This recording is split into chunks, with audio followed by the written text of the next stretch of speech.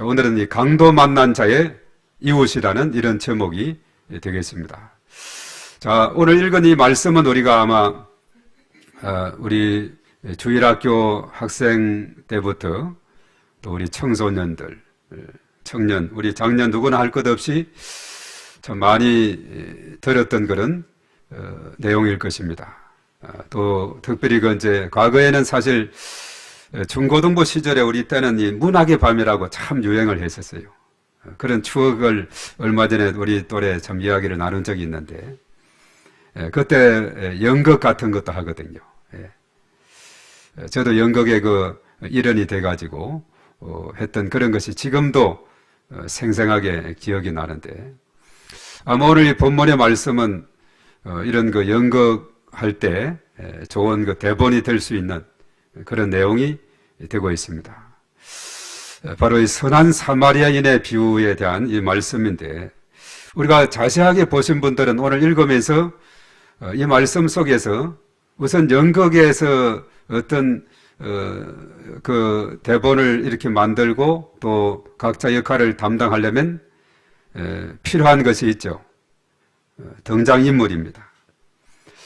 자, 오늘 이 본문의 말씀을 우리가 자세하게 읽은 분들은 아마 이 등장인물들에 대해서 생각이 떠오를 겁니다. 아마 또 많이 본문은 들었고 때로는 우리가 연극을 하는 것을 보거나 또 경험이 있는 분들. 자, 여기에서 우선 등장인물이 떠오르는 분이 누가 있죠? 우리 순서대로 한번 생각해 보죠. 율법 교사가 있죠. 한 명. 또 누가 있습니까? 자, 예수님께 질문했으니까 예수님이 있고, 또 누가 등장해요? 강도. 강도는 아마 혼자라기보다는 최소 2인 1조가 되겠죠. 두 사람 이상이 되겠죠. 강도들. 2명으로 잡고 최소 인은. 또 누가 있어요? 강도 만난 자가 있잖아요. 강도가 있는데 엎어져 있는 강도 만난 자가 있고, 또 누가 있어요? 제사장이 지나가고, 레위인이 지나가고, 사마리아인이 지나가고, 또 있는데 한 사람, 주막 주인이 있고, 최소한 9명이 있어야 오늘 연극이 된다는 사실입니다. 최소 9명입니다. 강도는 때가 최소 2명으로 잡았지, 5명, 10명이 될 수도 있고, 많은 때가 될 수가 있겠죠. 오늘 있다 보면은 강도 2명에 대한 것이 이제 그림에 살펴볼 수가 있을 겁니다. 자, 어떤 율법 교사의 궁금증이 있습니다. 예수님께 찾아와서, 물론 그런 예수님을 시험하고자 하는 이런 의도가 있어서 이제 예수님께 질문을 했어요. 선생님, 오늘 25절에 그랬죠? 내가 무엇을 하여야 영생을 얻을 수 있겠습니까? 자, 이런 질문을 했습니다. 율법 교사하면 우리가 말씀을 연구하고 가르치는 율법의 전문가 아닙니까? 자, 율법의 전문가인 그가 예수님께 영생을 얻는 방법이 무엇인지 질문을 한 것이에요. 자, 예수님이 그들의 설명을 잘 해줄 수도 있겠지만은, 우리가 사복음서 마태, 마가, 누가, 요한복음을 쭉 읽으면은, 자, 예수님의 이 가르침에 교수법이 나오고 있어요. 참 뛰어납니다. 우리가 사복음서 읽으면서 예수님께서 어떻게 가르치고 있는가, 이걸 우리가 잘 관찰해 보면 참 놀라워요. 대표적으로 비유를 많이 쓰고 있어요. 비유법을 쓰고 있다. 예를 들어서 포도나무 비유라든가, 예수님은 나는 포도나무고 너희는 가지다. 얼마나 적절한 비유인지 몰라요. 농부들도 잘 이해할 수 있는. 그래서 가지는 붙어 있어야 영양분을 공급받아서, 그래서 거기에 잎이 나고 포도송이를 맺힐 수 있다. 열매를 맺힐 수 있다. 그러나 떨어져 있는 순간에 가지는 말라지고 농부가 죽어서 불에 던져 사르게 된다. 그러니 뭡니까? 예수님께 붙어 있는 삶이 생명을 얻는 삶이고 영생을 얻는 삶인데, 떨어져 있으면 점점 말라 비틀어져 지옥불에 떨어지는 이런 신세가 된다. 이것은 누구나 들어도 이해할 수 있는 그런 아주 적절한 그런 비유가 됩니다. 이런 많은 비유법을 사용하고 그래서 이제 자연 환경, 주변의 이 자연 환경이라든가 바다는 바닷가에서 산에서 또 이런 포도나무 밭에서 또 무화과 나무 있는 데서 여러 가지 하여튼 이런 여러 가지 주변의 환경을 이용해서 가르칩니다.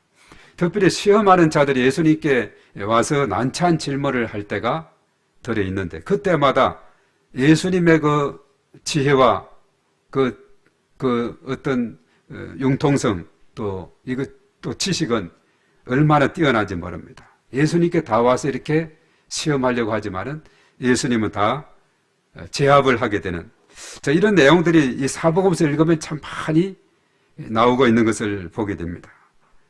특별히 요한복음 8장의 현장에서 가늠하다 잡힌 여인을 잡아왔는데 율법에 하면 돌로 쳐 죽이려 했는데 어떻게 하면 좋겠느냐 했을 때 그랬죠. 너희 중에 죄 없는 자가 먼저 돌로 치라.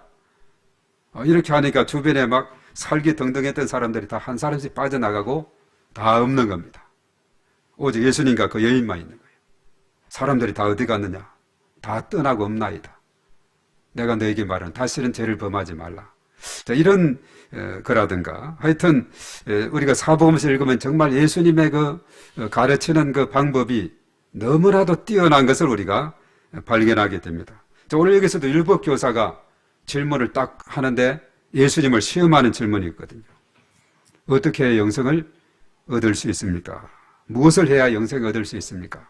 자, 이런 질문했을 때 예수님은 훤히 꿰뚫고 있는 겁니다.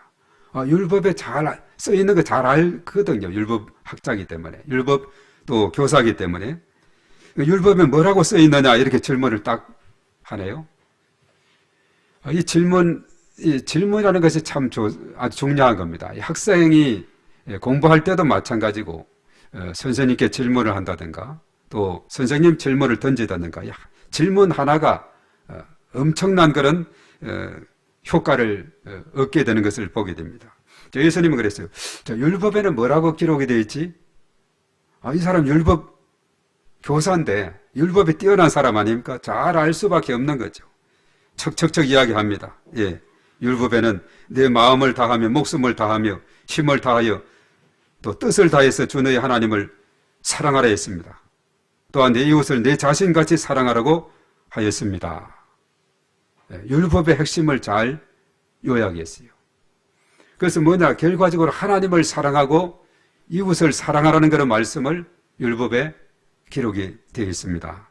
이것은 사실 마태복음 22장에서 예수님께서도 어떤 율법사의 질문에 계명 중에 어떤 계명이 큽니까 했을 때 잘 요약했죠. 하나님을 사랑하고 이웃을 사랑하고 그 지침이 있습니다. 마음과 목숨과 힘과 뜻을 다해 하나님을 사랑하고 이웃은 네 자신같이 사랑하라. 그렇게 했었죠. 그리고 예수님은 그것을 잘 알고 계셨고 율법 교사한테도 들어보니까 하나님 사랑, 이웃 사랑에 대한 말씀을 대답으로 얻게 되었어요. 그래서 예수님이 그랬죠. 내 대답이 참 옳다. 그대로 행해라. 그러면 네가 살게 될 것이고 영생을 얻게 될 것이다. 자, 이렇게 해서 율법교사의 첫 질문에 대해서 예수님은 아주 간단하게 잘 정리 마무리했습니다. 그런데 질문은 여기서 끝난 것이 아니죠. 율법교사는 자기를 옳게 보이려고 또 질문을 합니다.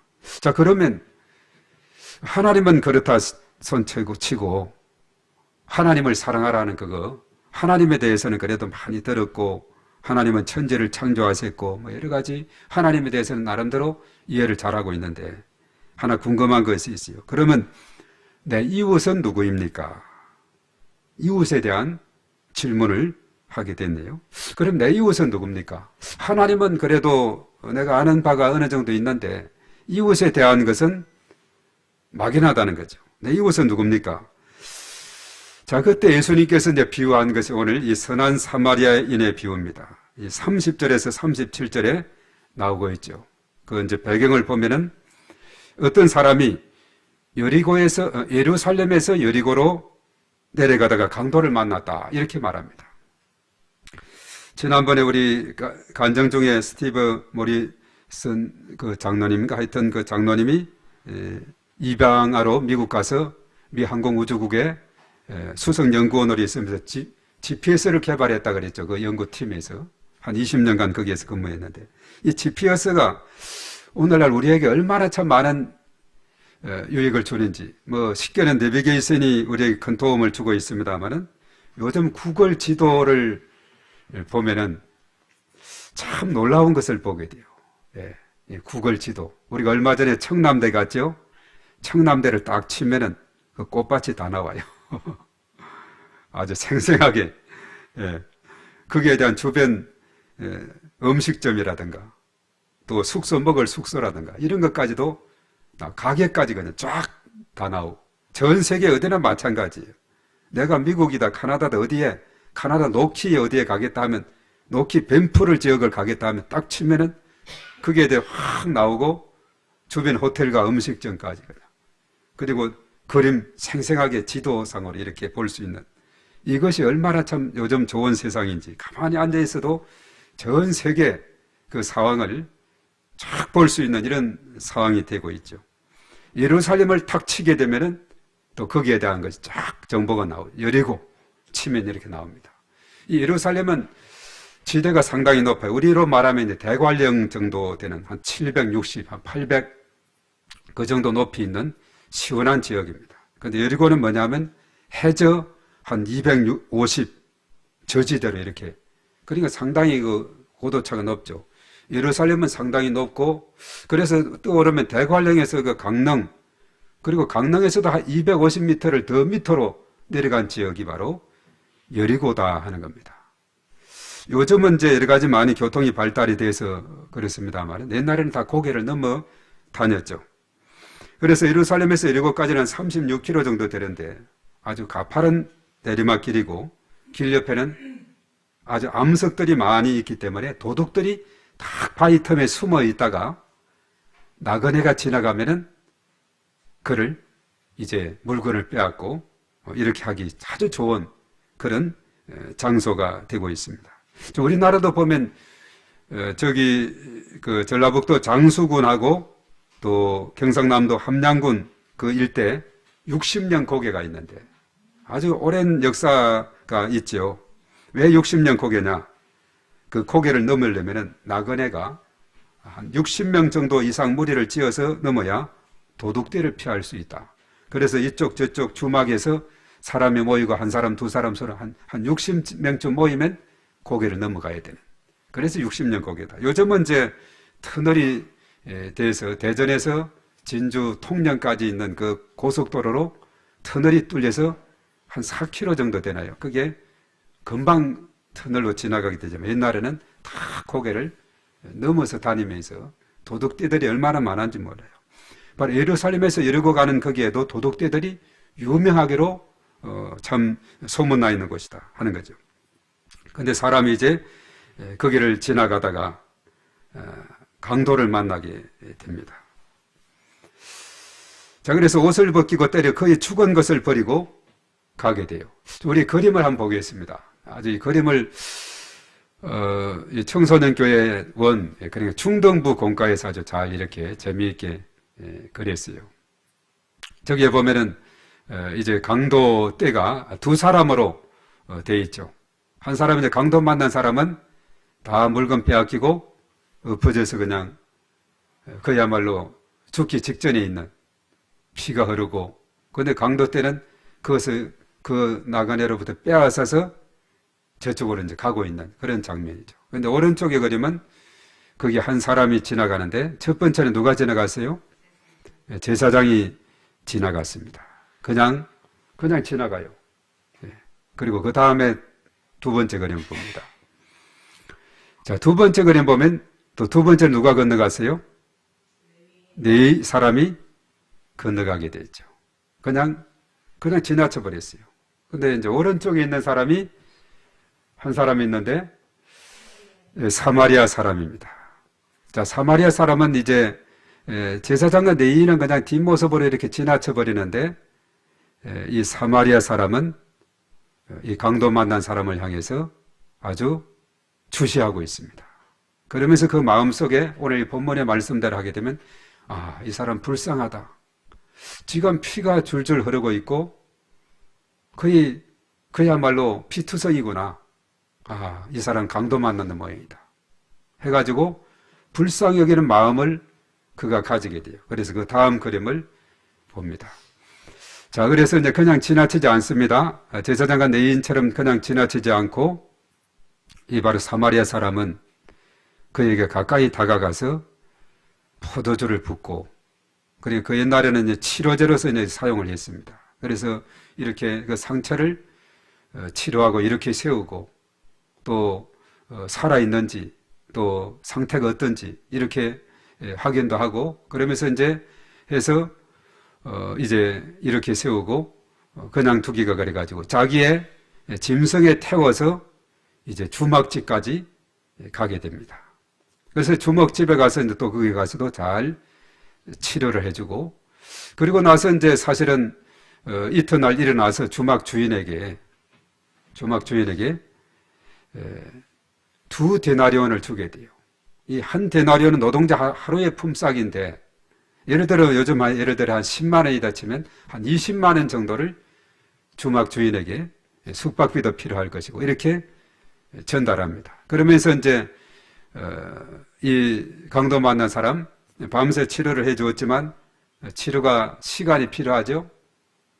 금방 그날 밤새로 다 치료가 돼 버렸으면 문제가 없을 텐데 뭔가 치료를 하려면 시간이 걸려요. 지난번에 에버니도 체육하다가 기부스했는데 시간이 좀 필요하죠. 시간이 지나가니까 이제 발이 기부스 빼버리고 마음껏 이제 뛰다닐 수 있게 됐는데, 하루 저녁만 자고 그냥 치료가 되면 얼마나 좋겠어요. 그러나 이 치료의 기간은 어느 정도 시간이 필요한 겁니다. 그래서 이제 그 주막 주인에게 그랬어요. 이분을 좀 잘 좀 치료해 주시라고. 우리 내가 저기 어디 갔다가 다시 돌아올 테인데 만약에 경비가 더 들면은 내가 더 드리리이다. 이분을 잘 치료해 달라고. 자, 이렇게 했네요. 자, 그러면서 이제 오늘 예수님께서 이런 말씀을 하면서 그랬습니다.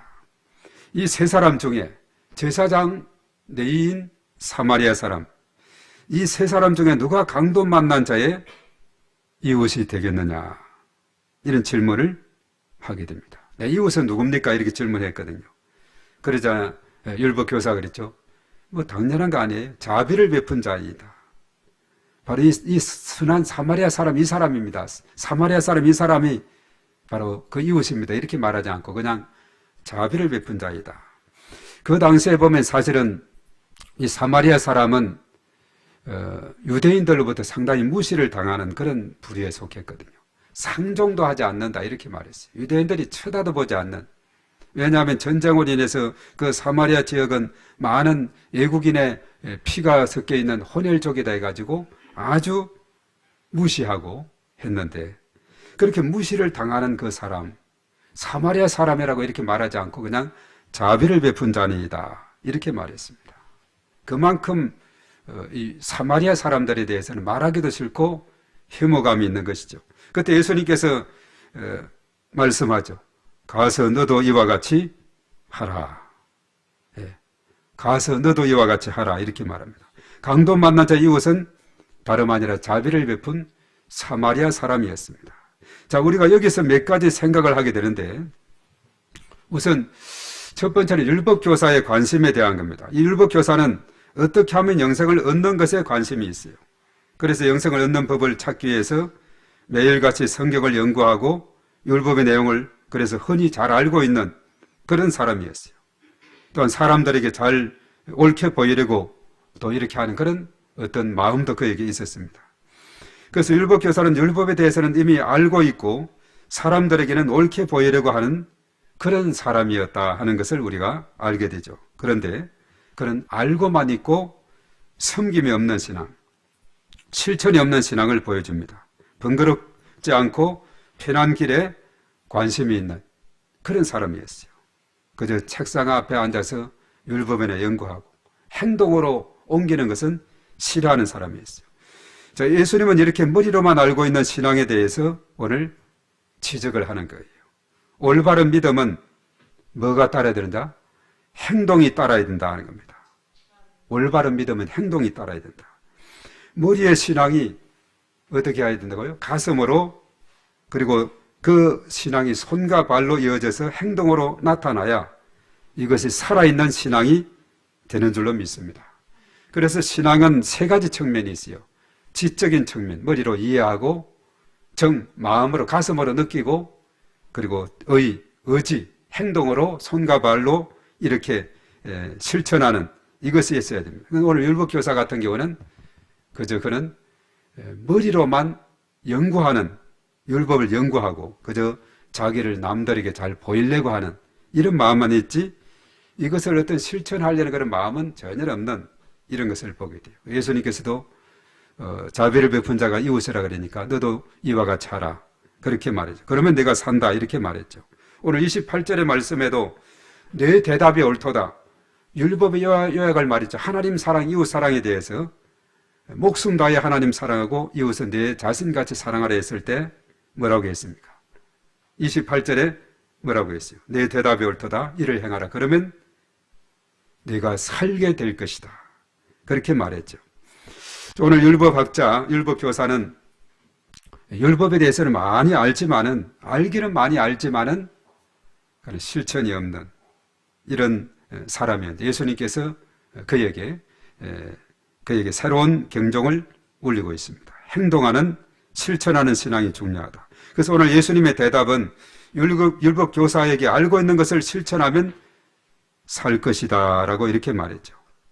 그래서 알기만 하고 그것을 실천하지 않는 것은, 이것은 야고보서 기자대로 말하게 된다면 야고보서 2장 26절에 행함이 없는 믿음은 죽은 믿음이다.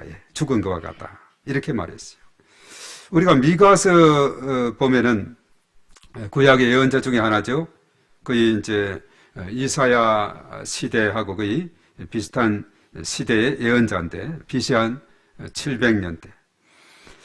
이 미가서 선지자는 특별히 하나님께서 원하시는 삶이 무엇인지 잘 밝혀주고 있습니다. 미가 6장 8절의 말씀에 사람아, 주께서 선한 것이 무엇임을 내게 보이셨나니 여호와께서 내게 구하시는 것은 오직 정의를 행하며 인자를 사랑하며 겸손하게 내 하나님과 함께 행하는 것이 아니냐. 공의, 정의를 행하며 인자를 사랑하며 그리고 겸손하게 내 하나님과 함께 행하는 것이다, 이렇게 말씀했죠. 행하는 것. 그래서 하나님과 함께 실천하고 행동으로 옮기는 것이 중요하다는 거죠. 그래서 예수님께서는 산상수훈의 말씀에서 마태복음 7장 21절에 그랬어요. 나더러 주여 주여 하는 자마다 천국에 다 들어갈 것이 아니요 주의 뜻대로 행하는 자가 들어간다. 얼마나 중요한 말씀인지 모릅니다. 그래서 산상수훈의 결론의 말씀이 마태복음 7장 24에서 27절에 행함을 강조했어요. 누구든지 내 말씀을 듣고 행치 않는 자는 모래 위에 집을 지은 어리석은 사람인데, 그러나 행하는 자는 반석에 집을 지은 지혜로운 사람 같다, 이렇게 말씀을 하고 있어요. 우리의 신앙은 행동하는 신앙이 되어야 돼요. 요즘 우리가 간증의 주인공들 보면은 다 머리로만 갖지 않았어요. 정말 행동으로 섬김의 삶을 실천하고 정말 현장으로 가서 지속적으로 이렇게 참 헌신하고 충성하게 되자 그들이 간증의 주인공으로 서게 된 줄로 믿습니다. 그래서 예수님의 가르침은 그 머리로만 아는 신앙이 가슴으로, 그리고 의지, 손과 발로 전달이 되어서 이것을 행동하는 신앙을 가르쳐주고 있습니다. 그래서 오늘 이 본문의 말씀은 우리에게 섬김에 대한 실천을 강조하는데, 바로 사마리아 사람이 그 실천을 했다는 거죠.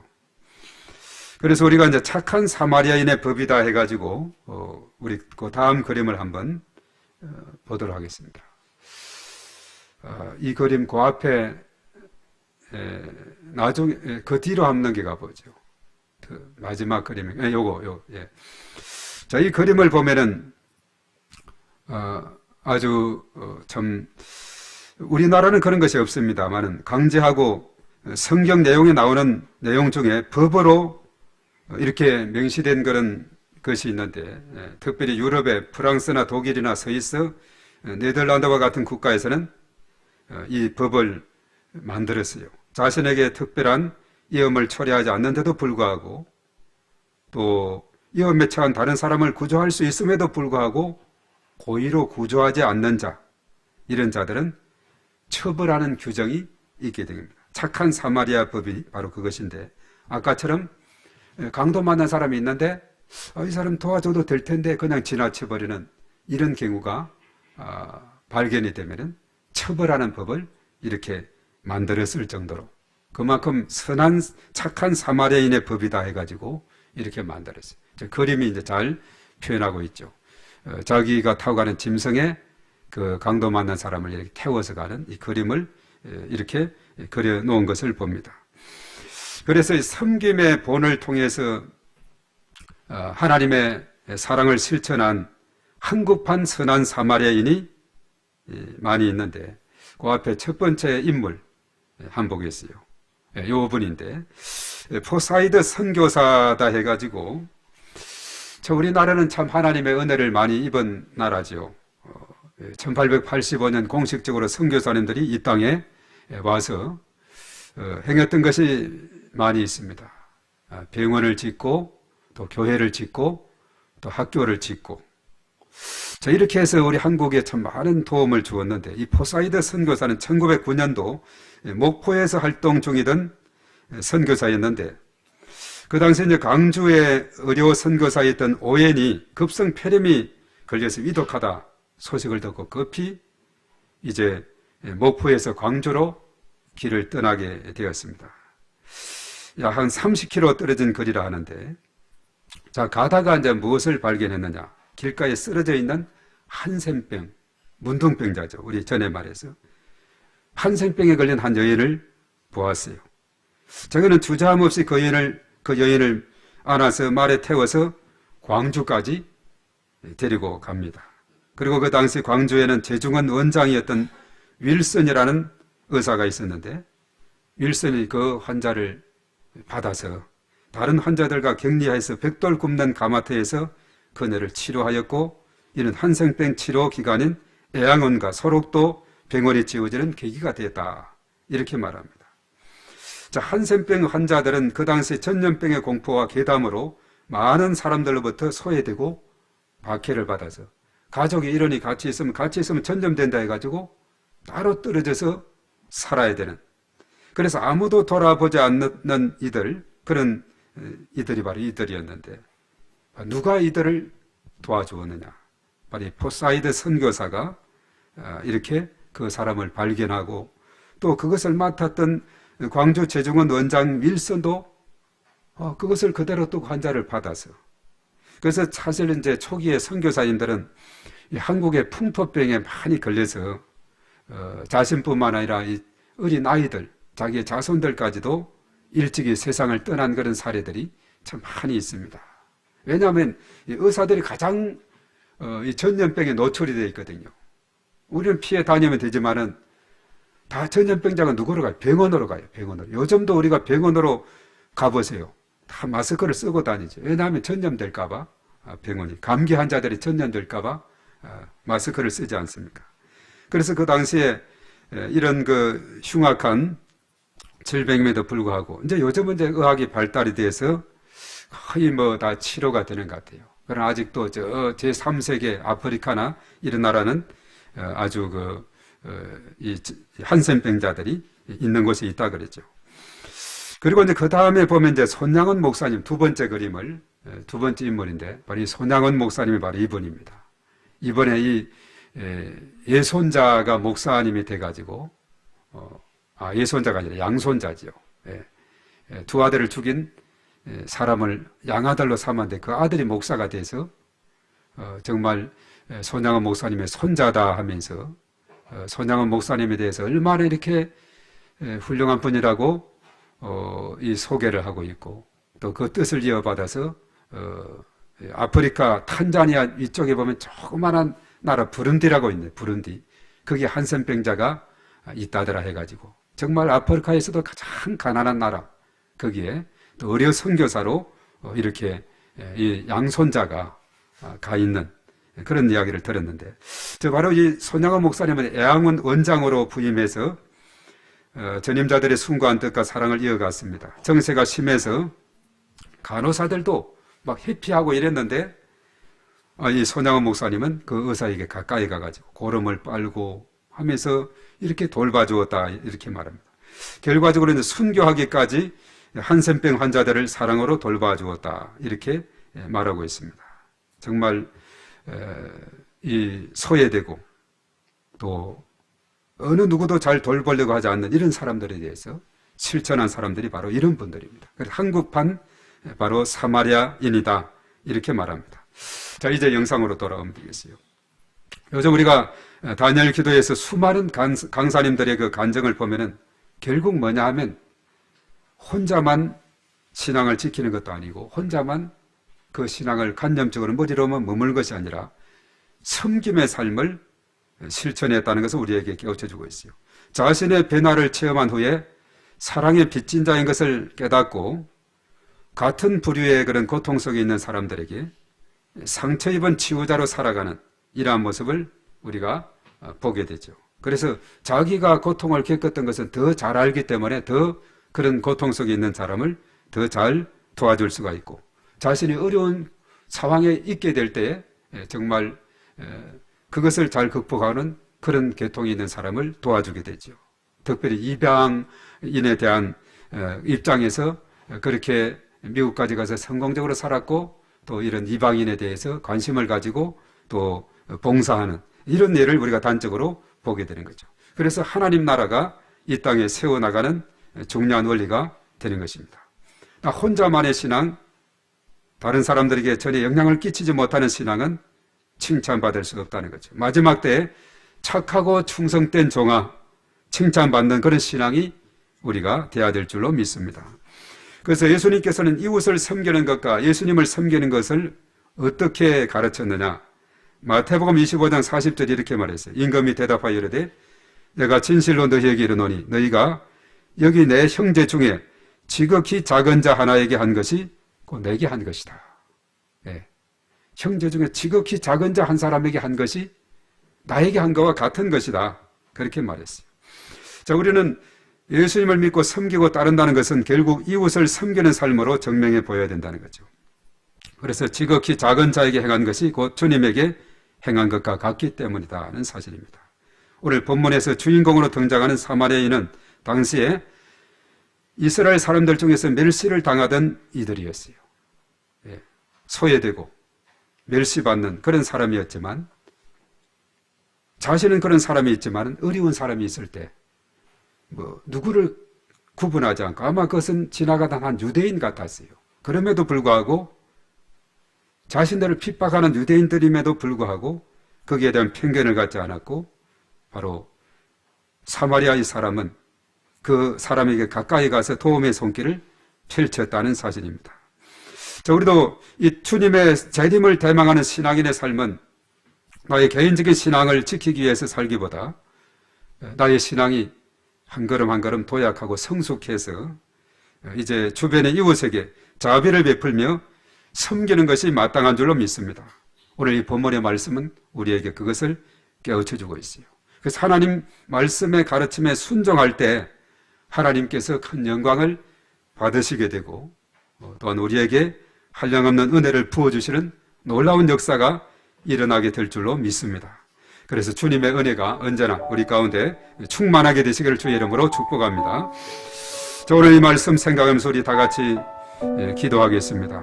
오늘 사마리아 사람처럼 정말 고통 중에 있는 자들을 위해서 다가가고 기도하고 참으로 그들을 주께로 인도하고 치료의 손길을 펼치는 이런 놀라운 역사가 일어나게 해달라고 우리 다 같이 주의하고 통성으로 기도하겠습니다. 주여, 살아계신 하나님 아버지, 하나님께서 저희를 사랑하셔서 독생자 예수님을 보내시고 우리에게 구원의 길을 활짝 열어주신 것 너무나도 감사를 드립니다. 우리가 이 땅에 살아갈 때에 하나님께서 주신 그 놀라운 사랑에 감사하며 참으로 우리 주변에 고통 중에 있는 사람들 하나님께서 불쌍히 여겨주시고 그들을 위해서 중보하며 하나님 앞에 간절히 기도할 때에 하나님께서 기도를 들으시고 응답하여 주실 것을 믿습니다. 오늘 특별히 한 율법 교사의 그런 질문에 이어서 오늘 예수님께서 진정한 이웃이 누구인가? 이것에 대한 가르침을 우리에게 주고 있습니다. 우리는 우리의 신앙을 머리로만 간직할 것이 아니라 가슴으로 또한 손, 발로 지정의의 신앙의 조화를 이루어서 온전히 하나님께 영광 돌리는 그러한 신앙이 될 수 있도록 인도해 주심으로 주의 나라가 땅끝까지 널리 전파되는 주의 놀라운 역사가 일어나게 도와 주시옵소서. 오 주님을 찬양합니다. 주의 이름을 높여드립니다. 주님께서 영광 받으시고 주의 크신 권능으로 은혜를 더하여 주시옵소서. 저희들 까닭에 참으로 주변에 고통 중인 내 심령들 놀라우신 하나님의 은혜를 체험하게 하시고 하나님의 크신 권능으로 인도해 주심을 주여 믿습니다. 주님 도와주시고 크신 권능으로 은혜를 더하여 주시옵소서. 오 주여 믿습니다. 하나님 도와주시옵소서. 존귀하신 하나님 감사합니다. 오늘 사마리아인의 비유를 통해서 참으로 강도 만난 자의 이웃이 누구인가를 분명하게 우리에게 깨우쳐주고 있음을 우리가 보면서 우리의 신앙이 나 혼자만의 신앙이 아니라 점점 성장하고 성숙해서 이제는 사랑의 빚진 자로 우리 이웃을 바라보게 하시고 그들에게 다가가게 하시고 그들에게 사랑의 손을 펼칠 수 있는 저들이 되게 도와주시옵시며 그들을 위해서 중보하며 또 하나님 앞에 간절히 기도하며 그래서 영혼육의 강건함을 받는 놀라운 축복의 역사가 일어나게 주님 역사하여 주시옵소서. 이 땅에 하나님 나라가 든든히 서가는 놀라운 역사가 일어나게 도와 주시옵소서. 주님 믿사옵고 예수님의 이름으로 기도하옵나이다.